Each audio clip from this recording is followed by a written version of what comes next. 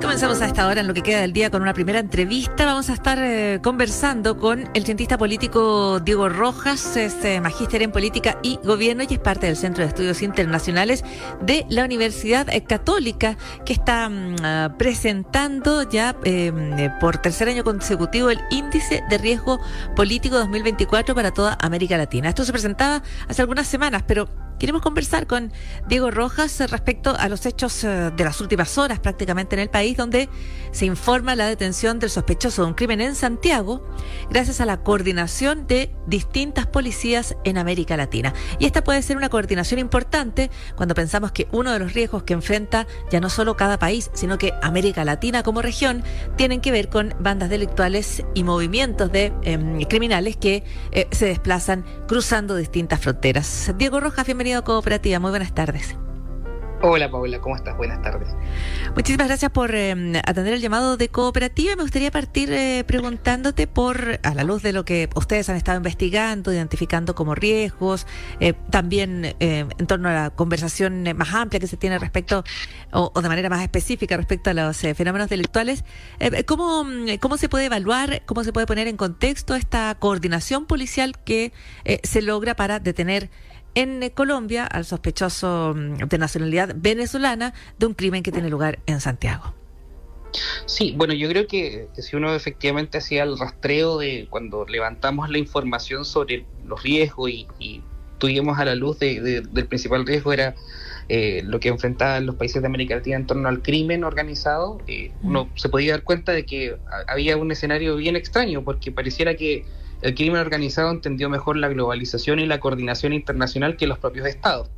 El crimen de hoy es transfronterizo, aprendió muchas cosas de poder estar en diferentes países, operar de una forma bien descentralizada, pero los estados habían quedado un poco atrás de poder tener ese tipo de coordinación para enfrentarlo. Entonces es bastante llamativo que efectivamente esa coordinación haya tenido un resultado tangible, porque habla bien de cuál debería ser, por así decirlo, la lógica que deberían tomar los estados en la región para enfrentar este nuevo riesgo que se ha vuelto transfronterizo y se ha vuelto más global. Exactamente. Y tú dices que efectivamente las bandas criminales de alguna manera comprenden mejor que este es un negocio ilícito que funciona cruzando las fronteras, que estas fronteras no tienen sentido para ellas, pero que también se alimenta de algunos fenómenos específicos, ¿no es cierto? La migración sur-sur, las vulnerabilidades de algunas fronteras que no estaban enfrentando procesos migratorios tan intensos como, por ejemplo, los que históricamente se han vivido en la frontera norte de América Latina, ¿no es cierto? De México hacia Estados Unidos y el resto, y Canadá. Eso también es una cuestión que se aprovechó, ¿no? Inicialmente. Claro, efectivamente, con los nuevos flujos migratorios, que también era un riesgo que veíamos monitoreado en otros índices y en este también, hay por así decirlo, una ventana de oportunidades para estas bandas para poder operar, principalmente por la falta de control en algunos casos donde los flujos migratorios no eran tan importantes o tan relevantes, pero efectivamente en donde estaban, por así decirlo, las fronteras más calientes, por lo general también ya estaban cooptadas operando de distintas formas. Pensemos en los tráficos mismos de migrantes, en los pasos de fronterizos donde se pasaban drogas, en las triples fronteras que tenemos varias en América Latina, donde por lo general son puntos donde el comercio ilícito, el crimen organizado florece, principalmente por la incapacidad que puedan tener los estados de tomar control efectivo. Claro, ahora, eso ha ido cambiando. Hay una reacción que uno puede observar, por ejemplo, en estas distintas instancias de encuentro que se han generado para analizar fenómenos de criminalidad, y uno observa cómo se reúnen o se hacen articulaciones a nivel de policías, de policía internacional, de las fiscalías. Parece que hubiera espacio para hacer un cambio o para fortalecer esta coordinación regional. No sé si coincides.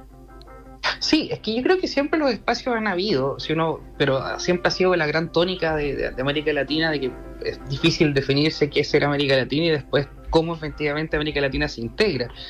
Hay una gran discusión efectivamente en torno a eso y a los diferentes espacios que han fracasado de integrar a América Latina, pero pareciera ser que quizás el tema de enfrentar el crimen organizado, que ya cruza las fronteras, ha dado un espacio para que los diálogos además vayan vinculados con acciones concretas. Y es bastante relevante que dentro de una misma semana en nuestro país haya ocurrido una coordinación entre ministros del Interior y de Seguridad de la región, y además se haya visto una coordinación efectiva entre distintas policías para poder tener un resultado concreto. Entonces, al final, este diálogo de buscar espacios de acuerdos y de conversación va muy de la mano también con hacer acciones concretas, lo cual es una señal bastante positiva para la región. Claro, es un caso entonces que en ese sentido de alguna manera excede el impacto que puede tener en Chile. La respuesta de Colombia viene del más alto nivel, ¿no es cierto? Porque es el presidente el que dice que se va a dar curso a la entrega de este sospechoso a las autoridades chilenas. ¿Cómo se lee ese mensaje? ¿Hay allí una señal que se puede interpretar desde Colombia? Porque podría haber respondido en otro sentido, ¿no es cierto?, el gobierno. Sí, por supuesto, y también tienen que ver con cosas de afinidad ideológica y son gobiernos más cercanos quizás a nuestra actual administración. Pero es un giro y una señal bastante importante de que efectivamente la máxima autoridad dé cuenta de esto, porque efectivamente da cuenta que los estados se empiezan a ocupar, que es quizás el gran bache que uno podría decir cuando uno observa la predominancia de este riesgo tan latente y tan diverso en países que uno no se los podría haber esperado. Pero hoy en día yo creo que la preocupación global de todos los latinoamericanos tiene que ver con la seguridad. Entonces, cuando los jefes de Estado se ocupan realmente del problema y lo muestran así, da cuenta que efectivamente no todo puede ser discursivo, sino que tiene que haber acciones concretas y que efectivamente estas cosas vayan acompañadas de no solo de declaraciones, sino que vayan acompañados con acción. Y eso es una muestra bastante fehaciente de que debe haber un cambio en América Latina, no solo discursivo.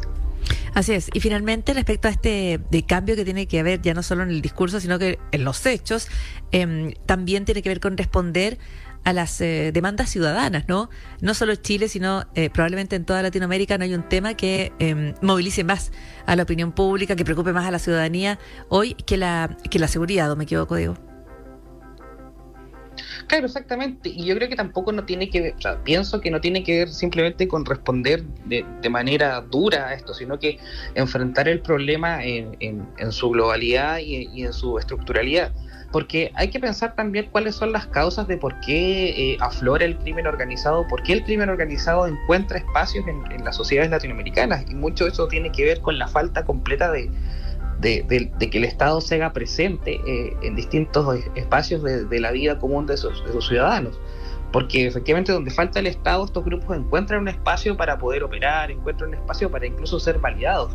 Y esto no es algo reciente, o sea, uno podría haber visto lo que fue, por así decirlo, una oleada importante del crimen organizado en los años 90, donde afloró en espacios donde el Estado no existía y tenía una amplia validación ciudadana.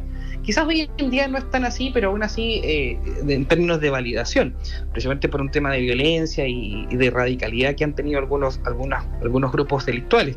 Pero el hecho puntual de por qué ocurre es el mismo. Efectivamente esto aflora porque el Estado ha dejado de estar presente y el Estado ha dejado de ser creíble. Y la medida que efectivamente ocurren estos tipos de medidas donde el Estado vuelva a tomar el control, principalmente con acciones concretas que tienen que ir más allá, tal como tú decías, de responder otro tipo de demandas que son más estructurales, efectivamente podríamos empezar a pensar de que el problema podría estar siendo abordado. No, o sea, tú dices, estas bandas criminales, este fenómeno de la delincuencia en general, se alimenta de esta falta de Estado y de